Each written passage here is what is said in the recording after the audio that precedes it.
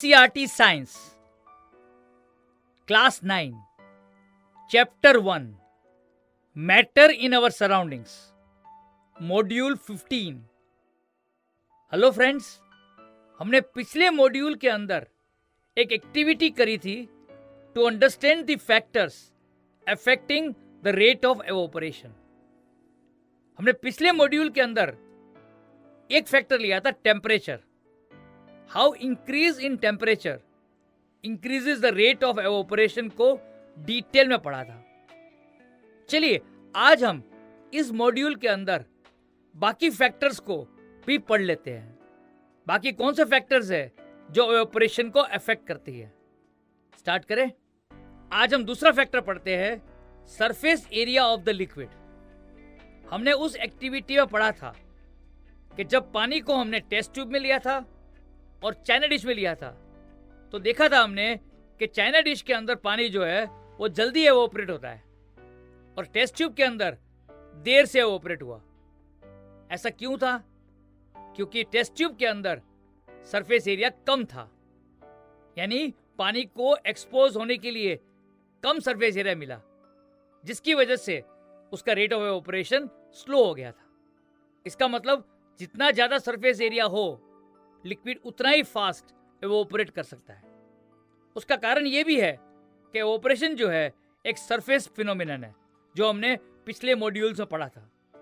तो यहां पर हमने समझा कि rate of evaporation directly proportional है सरफेस एरिया से। जितना सरफेस एरिया ज्यादा होगा, रेट ऑफ एवोपरेशन उतना ही ज्यादा होगा। क्या समझा हमने यहां पर? चलिए इसको दोबारा रिवाइज करते हैं। As evaporation is the surface phenomenon, the rate of evaporation is directly proportional to the surface area. Rate of evaporation increases with the increase in surface area. चलिए इसको समझने के लिए कुछ एग्जांपल्स पढ़ते हैं। अगर आप हॉट मिल्क या टी लेते हो और इसको सॉसर में डालते हो और यही हॉट मिल्क या टी को ग्लास में रखते हो, तो बताइए ठंडा किस में जल्दी हो जाएगा? सॉसर के अंदर। क्यों सॉसर के अंदर चाय जल्दी ठंडी हो जाती है या मिल्क ठंडा हो जाए जल्दी? क्योंकि सॉसर का जो सरफेस एरिया है वो ज्यादा है, और जितना ज्यादा सरफेस एरिया हो उतना एवोपरेशन फास्टर होता है। जबकि ग्लास के अंदर या कप में अगर आप हॉट मिल्क लेते हो या चाय लेते हो तो उसको ठंडा होने में ज्यादा टाइम लगेगा। क्या समझे आप यहां पर? हॉट मिल्क और T becomes cool readily in saucer as compared to the glass or in the cup. Why? Because saucer provides more surface area for evaporation than the glass or cup. एक और example समझते हैं। जब गीले कपड़े को सुखाना होता है तो इसको हम फैला के सुखाते हैं। क्यों फैला के सुखाते हैं? ताकि उसको मैक्सिमम सरफेस एरिया मिल सके। अगर आप कपड़े को फैला के नहीं सुखाएंगे तो आप देखेंगे वो जल्दी नहीं सूखते। Wet clothes get dried faster if they are put in spreading mode up to maximum extent. Why? Because of more surface area. चलिए नेक्स्ट फैक्टर पढ़ते हैं, ह्यूमिडिटी। ह्यूमिडिटी क्या होता है? एयर के अंदर वाटर वेपर प्रेजेंट होता है, तो जितना वाटर वेपर एयर में प्रेजेंट होता है उसे हम ह्यूमिडिटी कहते हैं। तो ह्यूमिडिटी क्या हुई? Humidity is the amount of water vapour present in air. अगर ज्यादा वाटर वेपर प्रेजेंट है तो हम कहेंगे ह्यूमिडिटी ज्यादा है। जितना वाटर वेपर कम प्रेजेंट है तो हम कहेंगे ह्यूमिडिटी कम है, लो ह्यूमिडिटी है। तो humidity is the amount of water vapour present in air. चलिए हम एक्टिविटी दिखाते हैं कि मॉइस्चर या वाटर वेपर एयर के अंदर प्रेजेंट होता है। बहुत ही आसान एक्टिविटी है। Let us perform an activity to show that moisture, that is water vapour, is present in the atmosphere. That is to show that moisture is present in the atmosphere. ये हमारा aim है। Materials required है glass tumbler, ice cubes और water. What are the materials required? Glass tumbler, ice cube and water. चलिए इस activity को perform करते हैं। प्रोसीजर, एक ग्लास टम्बलर के अंदर पानी लीजिए।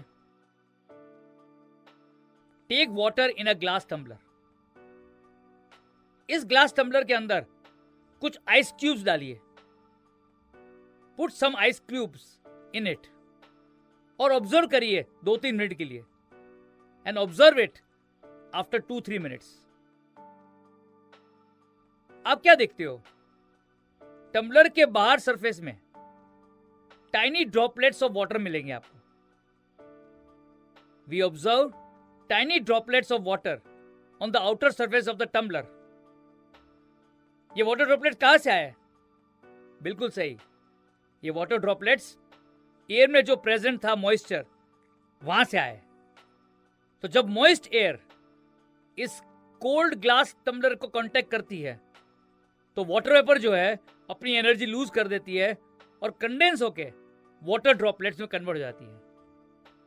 तो आप देखते हो कि when moist air comes in contact with cold glass surface, water vapor loses energy and gets condensed to form water droplets.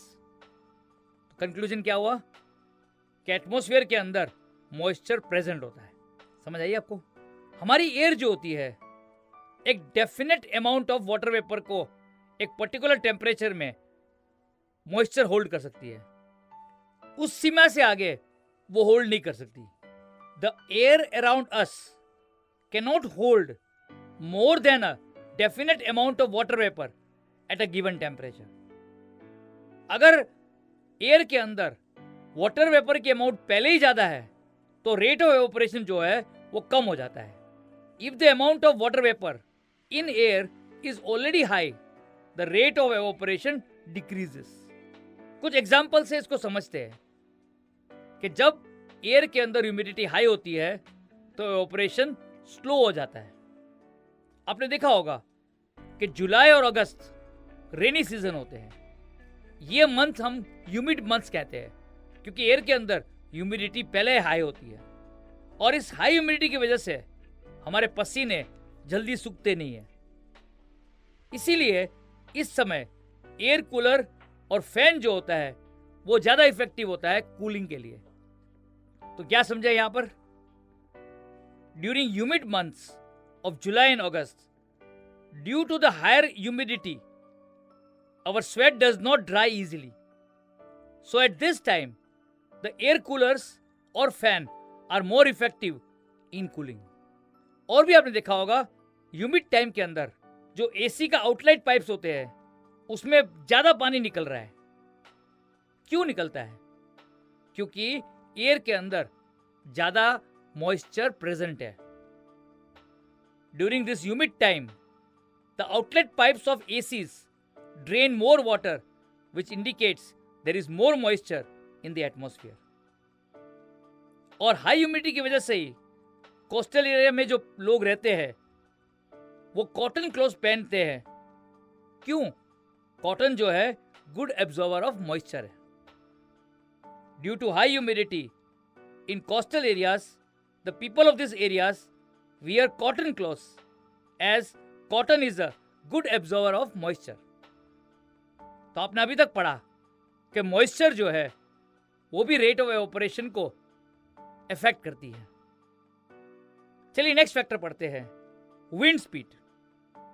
हमने देखा था एक्टिविटी के अंदर कि जब हमने चाइना डिश को पंखे के नीचे रखते हैं तो पानी जल्दी एवोपरेट हो जाता है क्योंकि एयर की स्पीड इंक्रीज होने से रेट ऑफ एवोपरेशन इंक्रीज हो जाता है।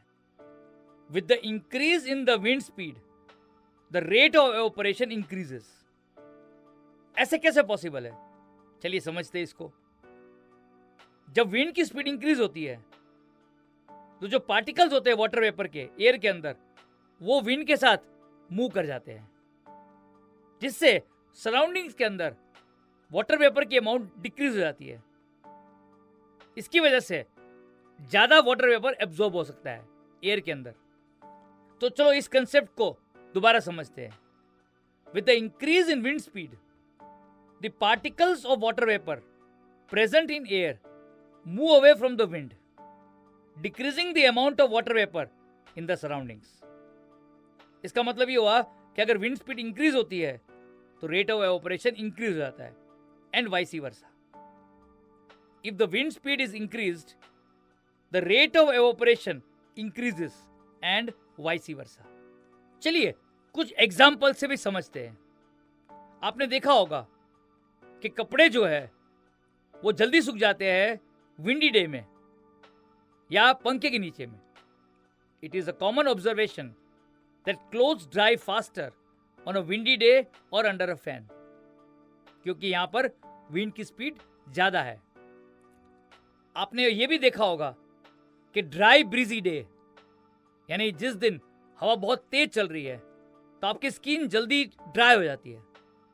क्यों? क्योंकि जब विंड की स्पीड ज्यादा होती है तो ज्यादा मॉइस्चर लूज करती है स्किन, जिसकी वजह से हमारी स्किन ड्राई हो जाती है। Your skin gets dry on a dry breezy day as it loses moisture from the skin. तो चलिए इस मॉड्यूल को हम क्विकली रिवाइज कर लेते हैं। What is the relation between the rate of evaporation and surface area? Evaporation is a surface phenomenon. Rate of evaporation increases with increase in surface area. What is humidity? Humidity is the amount of water vapor present in air. What is the relationship between the rate of evaporation and humidity? With the increase in humidity, the rate of evaporation decreases. What is the relationship between rate of evaporation and wind speed? With the increase in wind speed, the rate of evaporation. तो friends, हमें पूरी उम्मीद है कि इस module के सारे concepts clear हो गए होंगे। तो चलिए इस मॉड्यूल की एक्सरसाइज को हम लिखकर प्रैक्टिस करते हैं। हमें पूरी उम्मीद है अगर आपके कंसेप्ट क्लियर होंगे तो इस मॉड्यूल के हर क्वेश्चन का आंसर आप इजीली, करेक्टली, कॉन्फिडेंटली और बिना रटे हुए अपने वर्ड्स में जरूर लिख पाएंगे। तो चलिए इस मॉड्यूल की एक्सरसाइज को हम लिखकर सॉल्व करते हैं। All the best. Thank you.